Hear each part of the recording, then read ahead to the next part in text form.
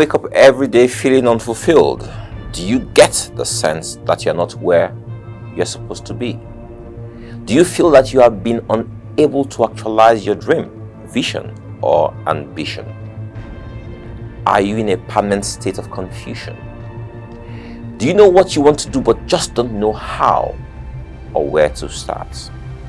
Lots of questions, all pointing to the same thing: purpose and how to achieve purpose. When you're in an airplane, you will typically hear the pilot announce that the plane has been cleared for takeoff. And shortly after, you'll notice the plane pick up speed. And then you're in the air. Have you ever wondered what happens between flight plan and takeoff?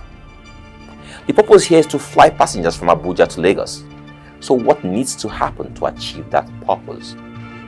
It starts with a flight plan. This is a pilot's written statement of the details of a proposed aircraft flight. It contains the proposed speed, altitude, and destination. What is your flight plan? Some people don't even have a destination, much less how to get there. What's your plan? What's the goal or vision? Write it down. And the Lord answered me and said, write the vision and make it plain upon tables, that he may run that readeth it. Sounds simple, right?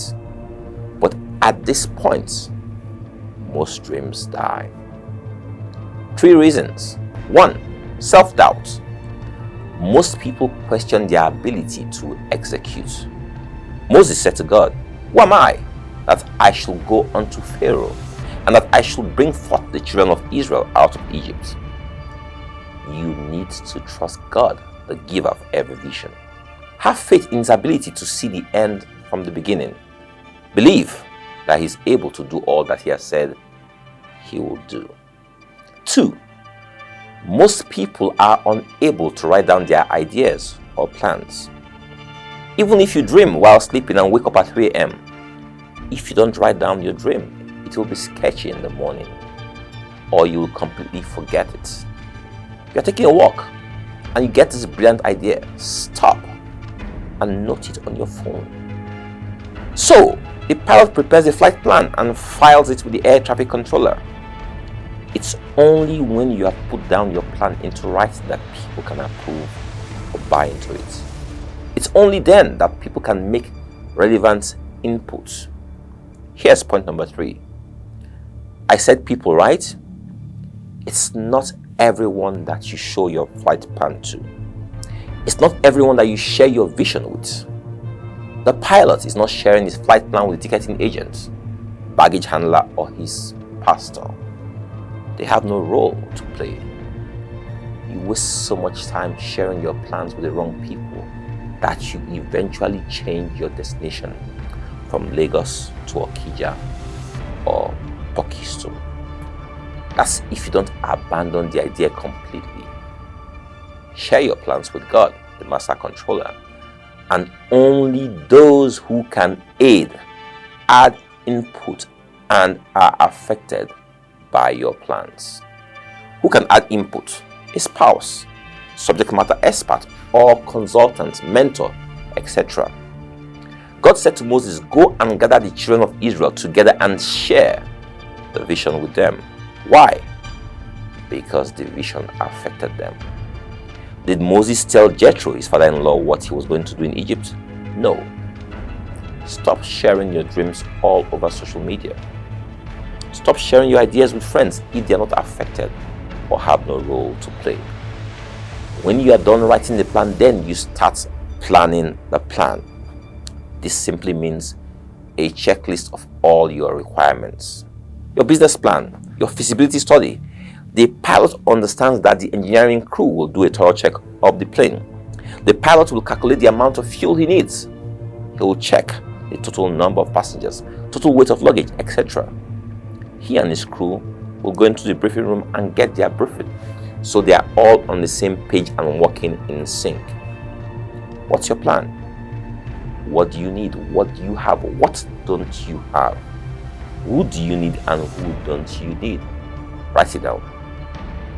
A good feasibility study differentiates a good business plan from a bad one.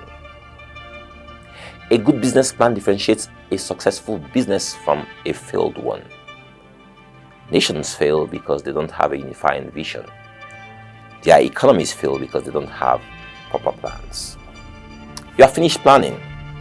You are now in the pilot seat.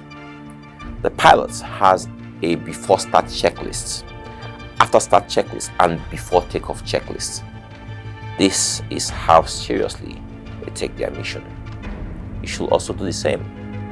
You go through your checklist and make sure everything checks okay. And make sure you're in constant communication with the master controller as you do this. There's a checklist for every mission in life. This is why people show up at the airport without their passports or with expired visas. No checklist. People forget their spouse's birthdays or anniversaries. No checklist. You run out of fuel on the way to work. No checklist. You run out of salt or oil while cooking. No checklist. You wake up and realize your marriage is over. No checklist. You go for a job interview without your CV or not knowing what the organization does. No checklist. Don't ever take anything for granted. Have a checklist and make sure it all ticks okay.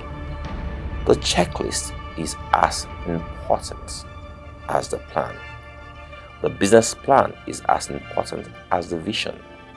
The feasibility study is as important as the idea. Don't ignore details. It's all in the details. If you don't check the details, you won't realize that the vision is yet for an appointed time. Wait for it.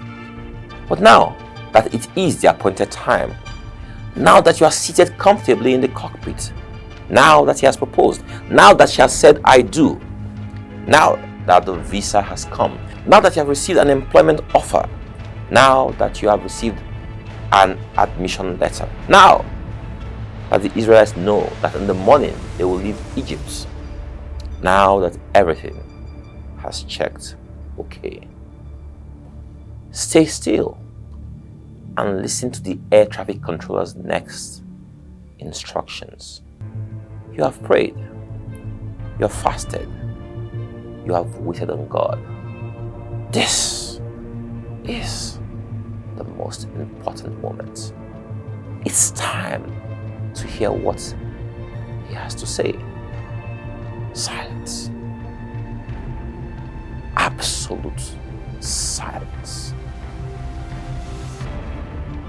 You are cleared for takeoff. God bless you.